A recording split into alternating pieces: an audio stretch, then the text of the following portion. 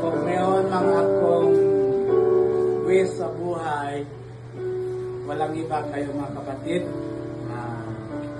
Patuloy lang tayo maglingkod, patuloy lang tayo magsilbi, ano mang hirap po ng buhay, ano mang mga problema, sa mga pagsubok na siya natin po naranasan.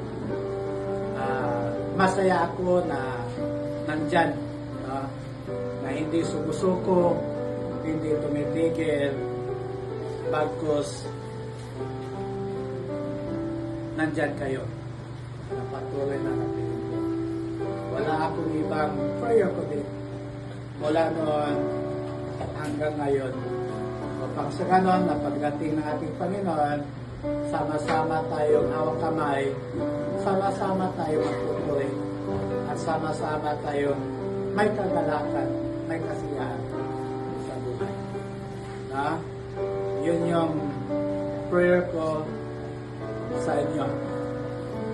Sa personal ko, hindi na balik.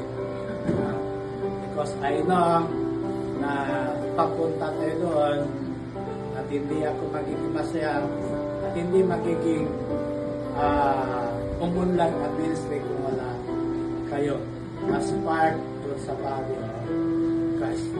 So, tuloy-tuloy lang po tayo sa laban natin, sa buhay natin, sa panampalataya natin. Amen? Amen!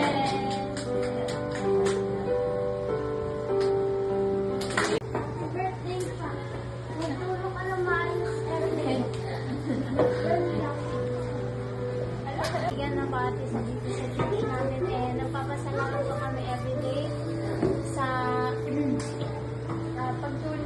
pagtulong mo po. At ganun din po kahit na may problem pa po, hindi mo pa rin po nakakalimutan yung bawat isa at tinutulungan mo po na ma-solve yung mga problem. Yun lang po, happy. Lalong-lalo na po sa youth camp. Tanda-tanda ko ng mga sila yung nagluluto, imbes na kami. Kasi hindi ko alam kung nasan si Papa. Tapos, siya yung pumunta doon na niyakap niya ako, sabi niya, tatagan mo yung loob mo. Sabi niya. Kasi wala na si Papa.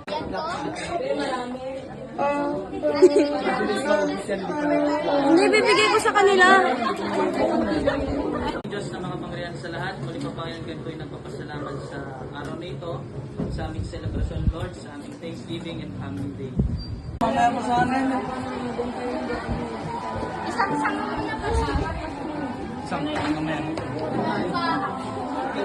Sa araw nito. Then, maraming salamat sa ating mga bisita na na-invite natin sa loob ng tahanan natin. Psalms chapter 133 verse 1.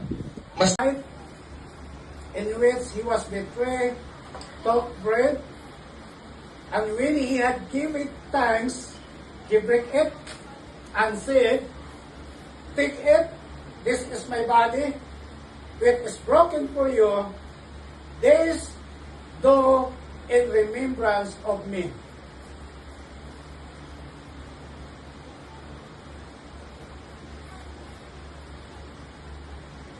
After the same manner also, he took the cup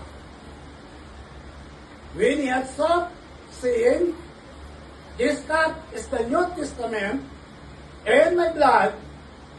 This do ye as oft as you drink it in remembrance of me." Let's drink the cup together.